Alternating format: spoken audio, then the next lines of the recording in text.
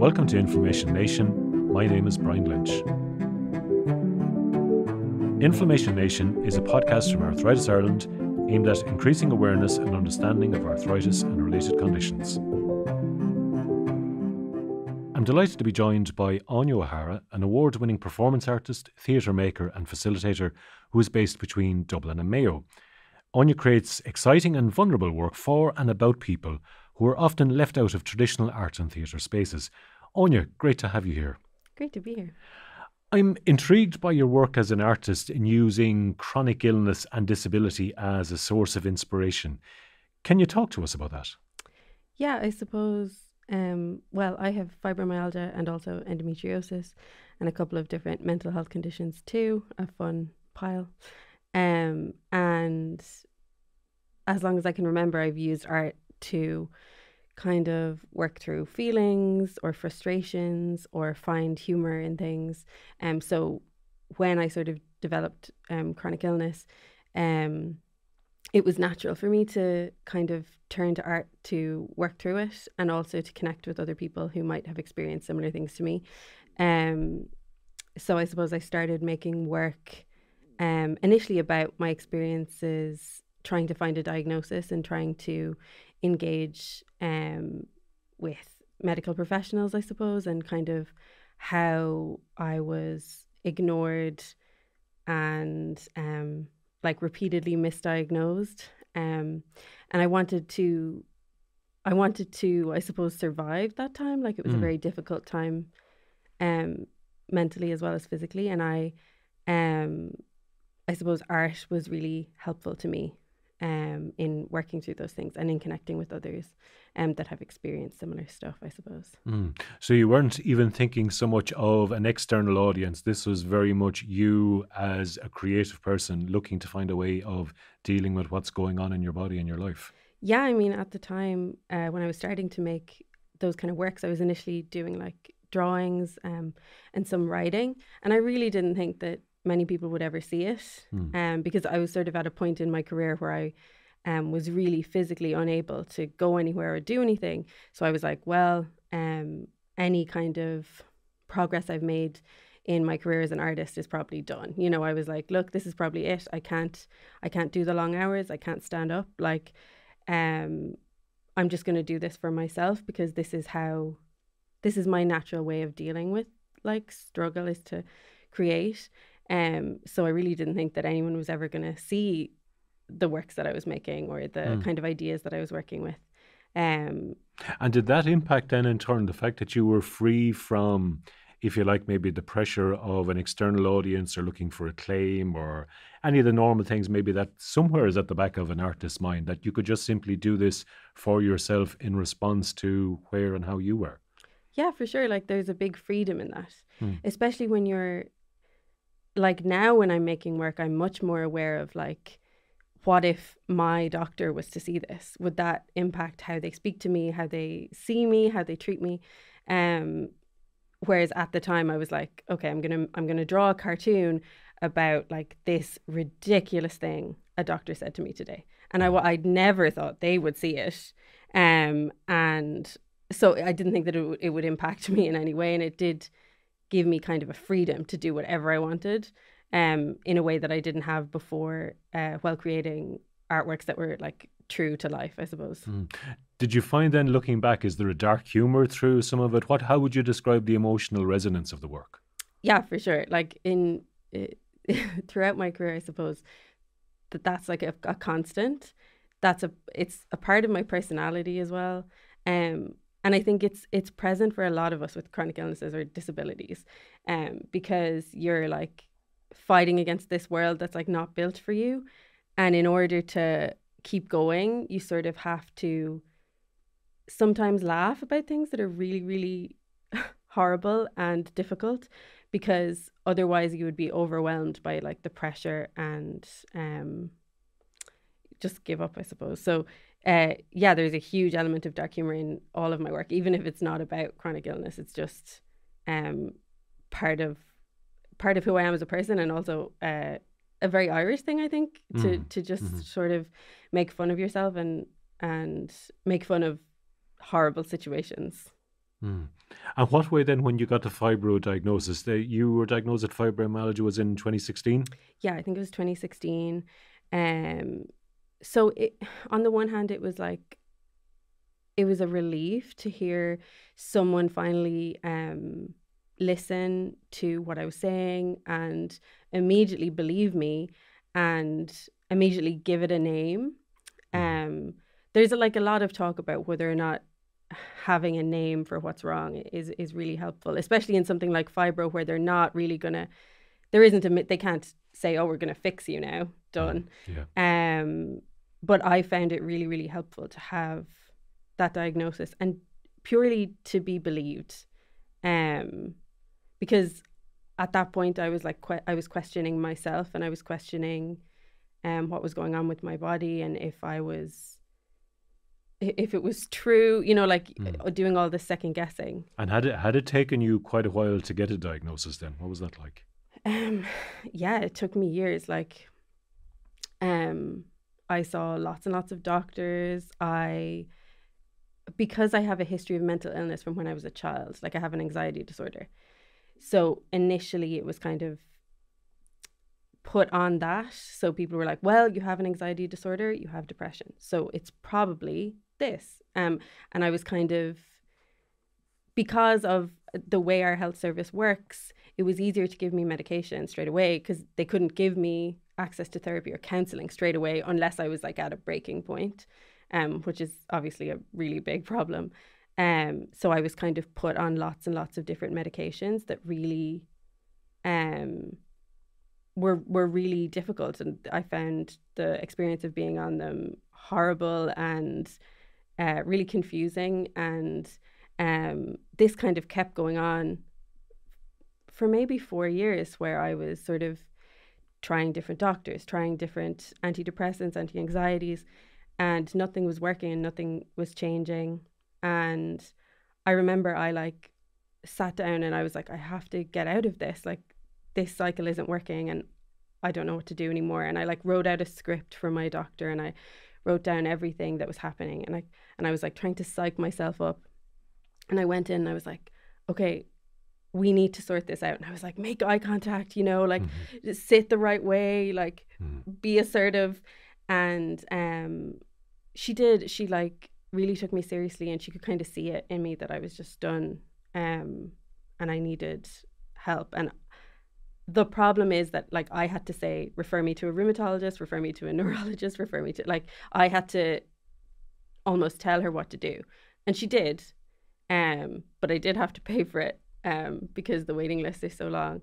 But when I finally did get to that rheumatologist, um, that's when I got the diagnosis. And that's when I sort of felt like I was getting some power back, because I felt like, oh, I'm not imagining this. Finally, someone has said, yeah, oh, yeah, you have Mm. this. You're Mm. not imagining it. It's real.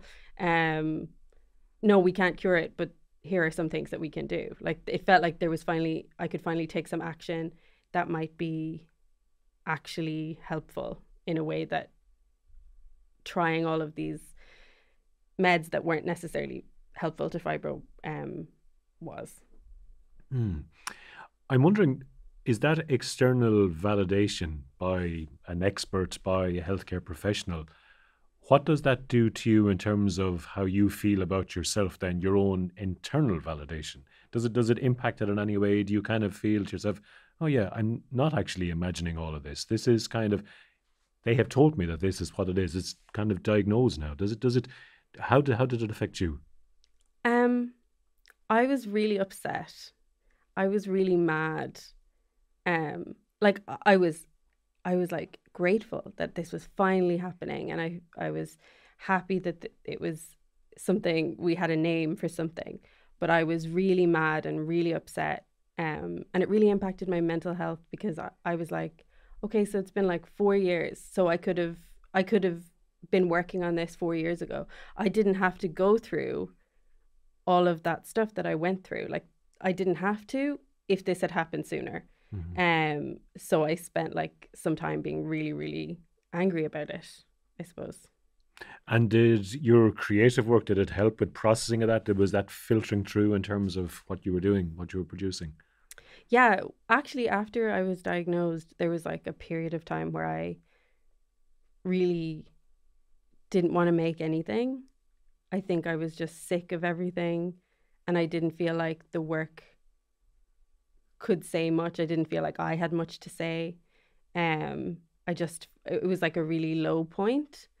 Um, and then, funnily enough, I started chasing another diagnosis, like 2 years later, for like chronic pelvic pain. Mm. And during that, I started making the similar work again, and I started. I suppose I use it kind of like to encourage me. Like I kind of use the work as like a little cheerleader on the sidelines going like, you can do it, keep going, it's Mm. fine. It's true. Yeah, that's an interesting way of describing it. Chasing a diagnosis. I Did it feel mean, like that? that's exactly what it is. Like that's it. I so like literally a month ago, maybe 6 weeks ago, I finally got diagnosed also with endometriosis. And that issue has been going on since I was 12. Like the symptoms of that disease have been going on since I was 12. And fighting to get the fibro diagnosis taught me that I do know what I'm talking about in terms of my own body. I'm not imagining things. I do have the power. So when these symptoms like started getting much, much more severe, I was like, I need to do something about this, and I can. But I knew it was a fight. Like it is a fight. Mm. I mean, to get diagnosed with endometriosis takes people 9, 10 years plus. It took me 18 years. So I don't know how else to describe that other than Yes. Yeah. chasing. Yeah. Um, and I think that, especially in terms of conditions that involve pain or pelvic conditions, for women or people who have uteruses, these conditions are kind of like pushed aside, overlooked, ignored.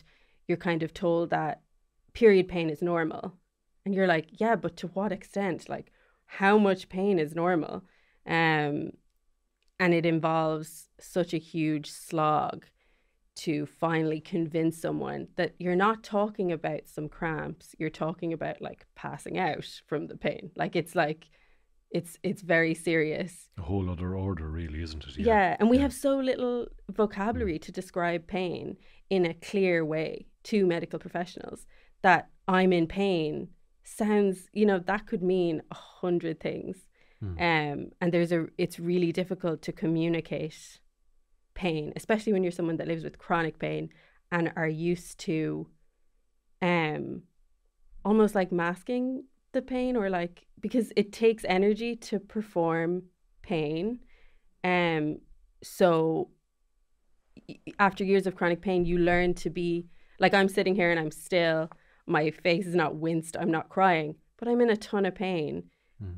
And you learn to do that. And I suppose that, like, as far as I know, in medical school, like the small amount that you talk about, say, chronic pain, if I was to go into A&E, what those medical professionals are looking for is like, if I say, oh, I'm going to pass out, I'm like 5 minutes from passing out, they're like, why aren't you crying? Why aren't you bent over? Why is your face relaxed? This person is looking for drugs. Like, Mm. um, And is that what you mean by that expression, to perform pain? yeah, I think it's because of like my background in theatre and stuff. I kind of think of it all as like an elaborate performance. Yeah.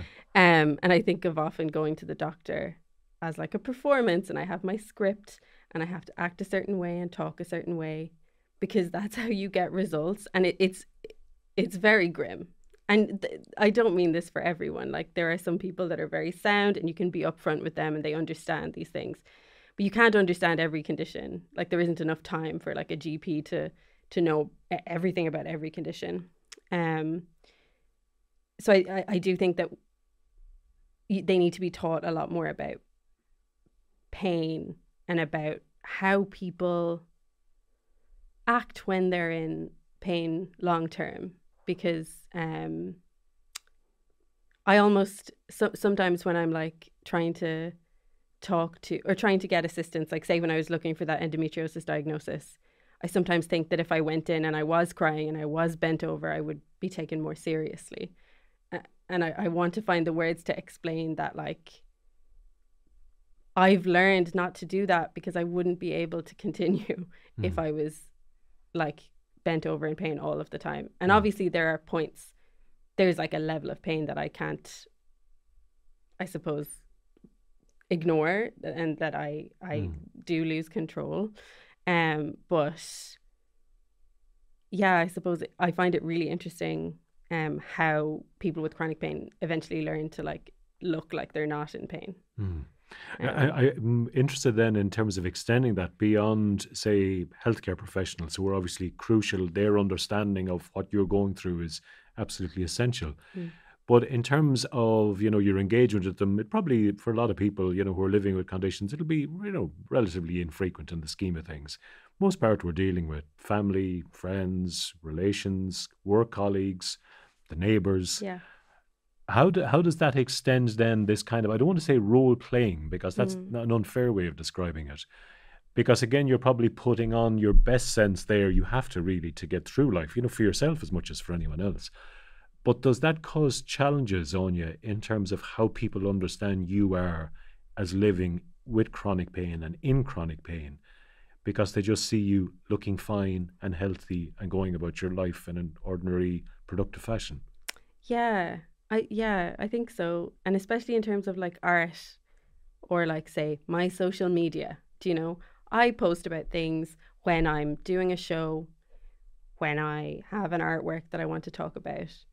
And sometimes I worry that other people, or say other artists, especially other artists with chronic illnesses, look at that and go, why am I not doing this?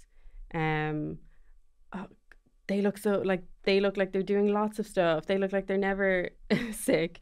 And you sort of wonder like how much you should talk about the sort of truth behind it and like what you're experiencing sort of privately.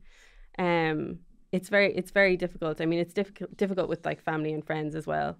Although the people that know me the best can see like just in my eyes when pain is like stronger than usual, which is also interesting about like knowing a person so well that you can literally see the pain in their eyes, is cool.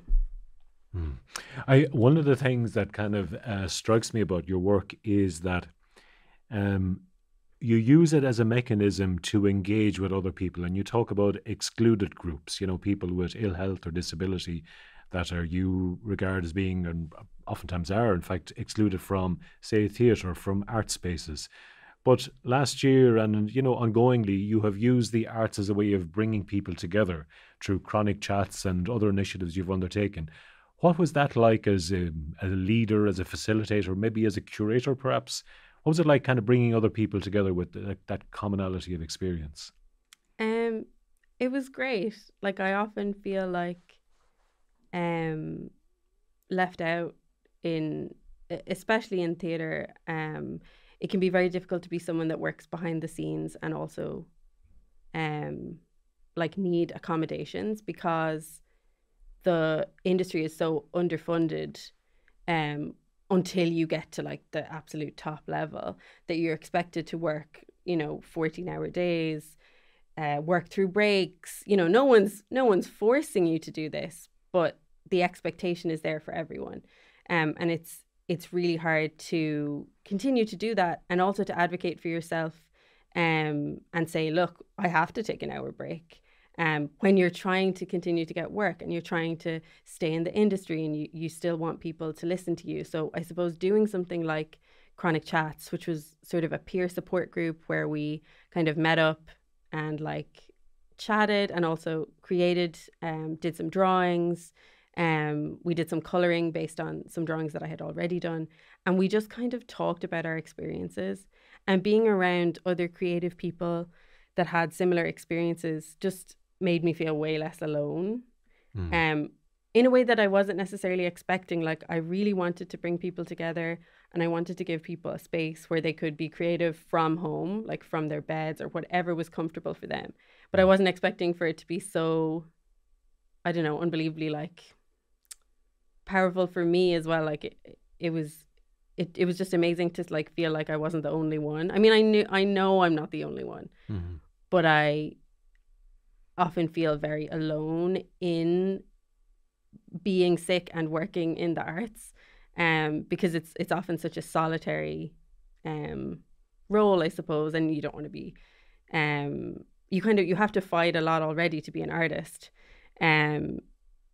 that you're trying, well, I was trying sort of, say 2 years ago, not so much anymore, I was trying to like almost hide my illnesses, my disabilities, because I wanted to keep getting work and I didn't want it to impact my career, and I was like putting too much pressure on myself. But to finally like be in like a virtual room with other people that had similar experiences was really great. And I really enjoyed working on that project with them. It strikes me though that, for a lot of people, particularly when they leave school, maybe primary school, the idea of, unless they're, intrinsically creative and arty, we'll say, that the idea of colouring or drawing probably is not something that, crops up in their life hugely often. And I know there is the vibe and the move towards adult colouring books and part of mindfulness, which has been, such a huge trend and so beneficial for so many. But did people find it strange if they were not in that space ordinarily, and now they were kind of being encouraged to kind of express themselves artistically and think about that? Were there barriers that people had to kind of overcome to get into that mind space and just be comfortable with doing that? Yeah, I think there definitely was, like you were saying, sort of colouring especially is like seen as kind of a thing that a child does. But I suppose that kind of like resurgence of colouring books that happened a few years ago helped, because people were like, oh no, this is to do with like your mental health. So that definitely helped kind of spur it along. And also I found again that using that dark humor, like these drawings were kind of the comics that I was talking about that are almost making fun of myself, making fun of my situation, and kind of looking at the absurdity of trying to get a diagnosis for something, which many of these people had experienced. That broke the ice. So like people initially were like, oh, colouring, and then they saw the drawings and they were like, this is gas, I have experienced this too. And kind of that sort of like was a door into the workshops or the process for them. Anya, I said earlier in terms of using ill health, if you like, as a source of inspiration for your work, but it also strikes me that some of your work is kind of political, if you like, with a small p, in terms of its campaigning, its work as advocacy, where you're looking to kind of change people's attitudes or increase awareness around what it's like being a person with ill health, with chronic pain, with a chronic condition, and to represent what it's like being an individual in that context, dealing with the state or dealing with health services. Can you tell us a little bit about some of your work in that and what that's been like as an artist? Yeah, I suppose I kind of fell into this as like often many disabled people do, of like just wanting to live our lives in a normal way becomes political, because there are so many barriers against us into like just getting places, just doing really, really normal things. And I wanted to use my work to draw attention to that, with like specifically in regards to the arts. So at the moment I have a piece called Personal Ads to the Art World, which is on a billboard outside Project Arts Centre in Temple Bar. And it's kind of written in the format of like a personal ad, like those romantic personal ads from the past. And it's me kind of exposing a little bit about myself. So I suppose the title reads, We're Wrecked, because I'm wrecked. I'm tired, and we're all really tired of repeatedly like having to fight for ourselves, for our like human rights, for our like basic needs. And it invites Irish art venues to have a conversation with me, a paid conversation, to pay me to talk to them about access in their venue. And I mean that in like a really broad term. I'm not talking about like just having a ramp, I think, which unfortunately became like just the one thing associated with access for Yes. like Yeah. a Sure. really long time. Um, and the expectations on buildings and venues have been very low for a really long time. And a lot of things are sort of like let fly if a building is like protected, or because there's nowhere else we could rent because Dublin is the renting hellhole. And things are kind of let slide. So I suppose I'm sort of offering up just a casual chat with myself to art centres to see where they are, to see if I can help them in any way change how they interact with audiences in general, because often these access like things can help everyone. Like you know, having daytime shows helps me because I don't want to be up at night because it hurts more.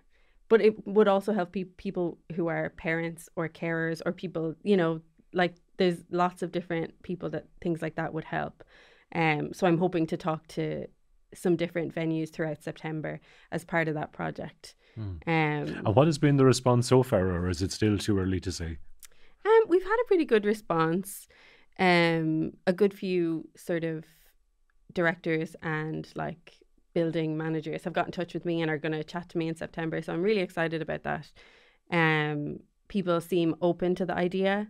And I think, not to bring up the dreaded pandemic, but the last like year and a half actually has made people reassess their own access needs, whether they're chronically ill or disabled or not, and sort of reassess work and overwork and the pressures that we put on ourselves. And I think that people are much more open to having conversations like that now.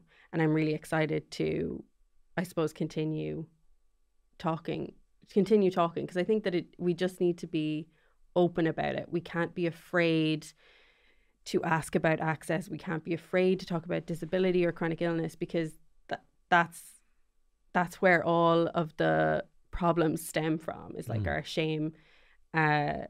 You're sort of worried that you've made mistakes, so you don't want to bring it up, and then no one ever talks about it and nothing ever changes. Gets resolved at all. So I think we just need to be more open, I suppose, about it. It's really interesting there how you kind of frame, you know, access or ability / disability within, I suppose, the physical buildings, if you like, in terms of, you know, wheelchair ramps, for example. But yet we often think of the arts as being, you know, so finely attuned to representing the other and marginalised voices.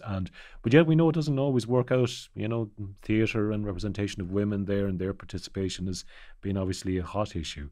And it kind of brings us to this idea, if you like, of invisible disability. And that expectation that, you know, that disability almost, that if you're not a placard holding, or it should be immediately obvious. So how does the arts, how do you think the art world can engage with that or deal with it, either in terms of the creative process or accessibility?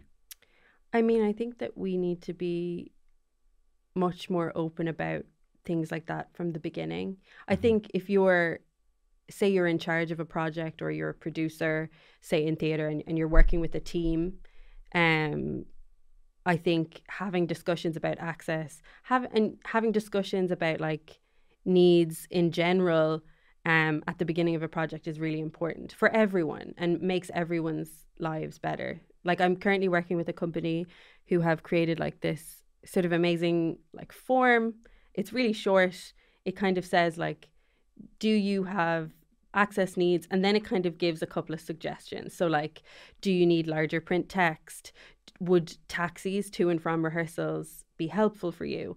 Are there any times that you don't want to have meetings? Like, are weekends out of it? You know, I think giving a couple of suggestions kind of maybe makes people feel like they can actually ask for things. I think it's really important as well at the start of whether it's like a production meeting, talking about a play that's going to go on, or talking about like a visual art show, to talk about what happens if one of us can't continue for some reason. So like, if an actor can't continue and it's the week of the show, what happens? Do we put pressure on someone who's sick to continue? Do we have a backup plan?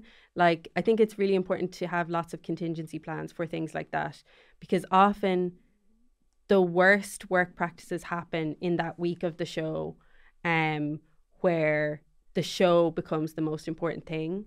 And like, we're all guilty of that as artists. And it's kind of been put on us by like the sort of chronic lack of funding forever of the arts, that we have to power through and we have to work harder than everyone else, because we won't get another chance. There's no more money. This is it. If we mess this up, it's over.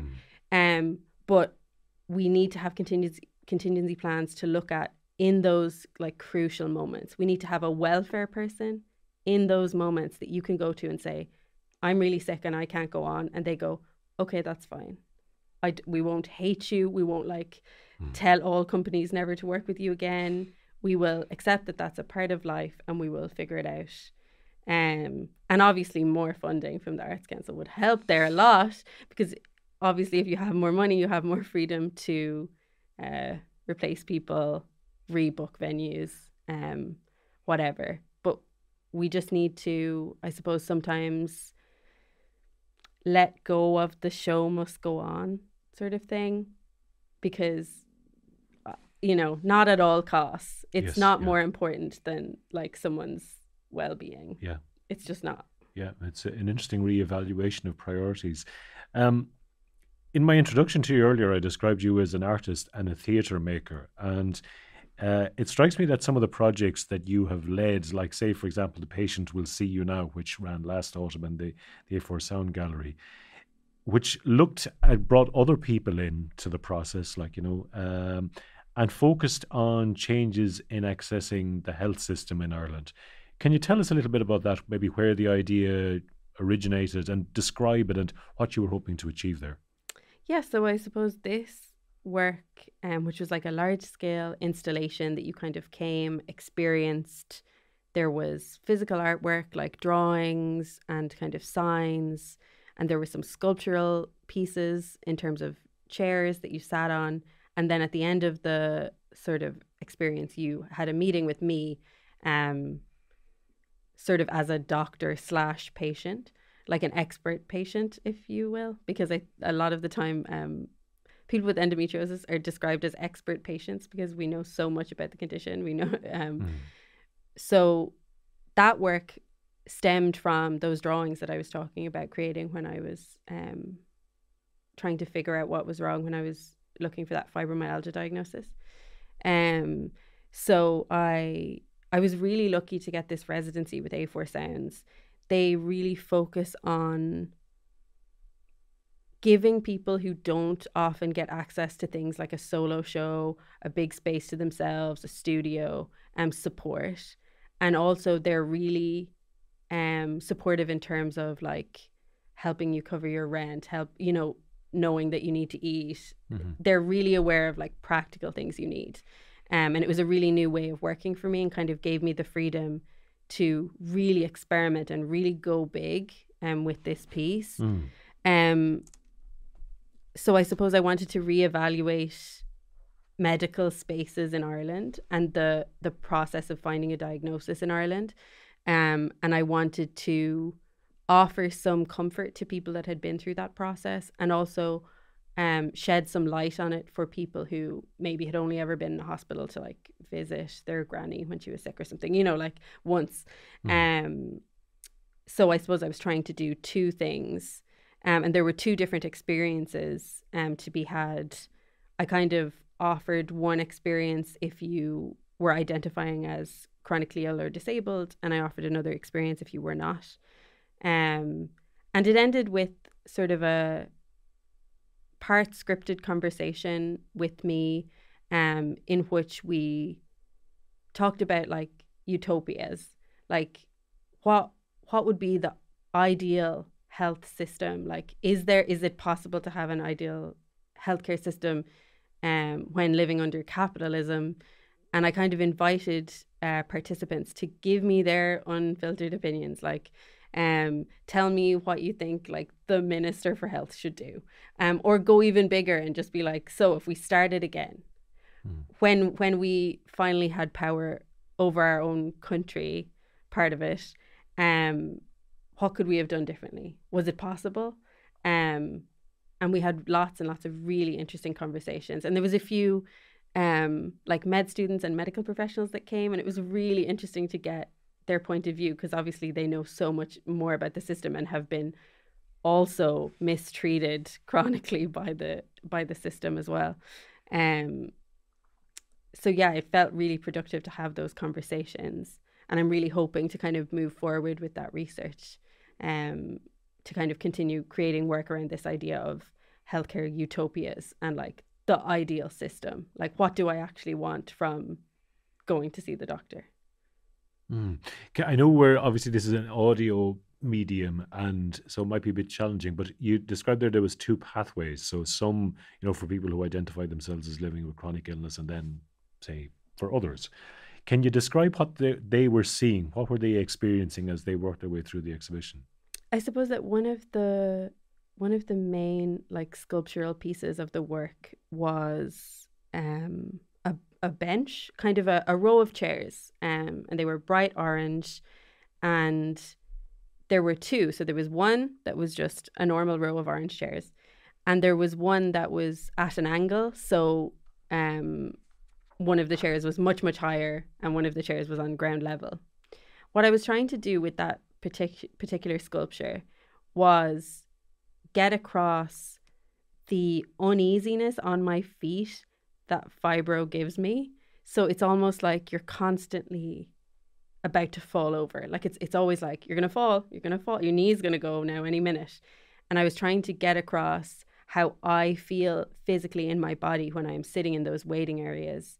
And kind of, because at the time that I was kind of thinking about this work, creating this work, I was spending so much of my time like sitting in hospital waiting rooms for hours, thinking about like how they could be designed better, thinking about how to get across this like physical pain that the specific room was kind of giving me. And I wanted to find a way to get people to like step into my body for a second and experience the physical feeling that I was feeling. And then there was kind of an easier path where you sat on a chair for like a minute, and then I called you in straight away. You didn't wait. If you're chronically ill or disabled, you do not have to wait to talk to me. Come on in. So those were kind of the two routes. It was either waiting for a really long time and trying to give people a real perspective on the kind of stuff that we experience like weekly, or changing that for people that do have to experience it all the time. And was this the exhibition where you displayed some of your drawings almost as if they were x-rays? Yes, so the drawings that I did, those drawings that I've been speaking about, we kind of hung them up on a rail, and you were invited to go and look at them after you had spoken to me. I was really trying to like make like an absurd, I was trying to bring the sort of dark humor even into the way that I displayed the items, because these drawings for me are like my medical history for that time, because I was getting all these tests and everything was, great, fine, you're so healthy, and I was like, I'm obviously not. So these drawings are my medical records, and I was trying to get that across by displaying them in that way, I suppose. It's interesting, isn't it? Because it comes back to, conditions for which it's difficult to get a diagnosis, or you can't point to something, on a scan or an x-ray or a blood test. And it's almost kind of your word kind of trying to be, it is the evidence, Yeah. And I love that idea that the drawing itself took on that credibility, that veracity, if you like, that here it is, here's the proof, Yeah, see? I told you.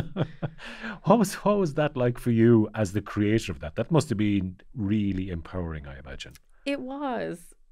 Because at the time I didn't realize that I would be looking back at these drawings going like, you were right, it's okay, like you made it through.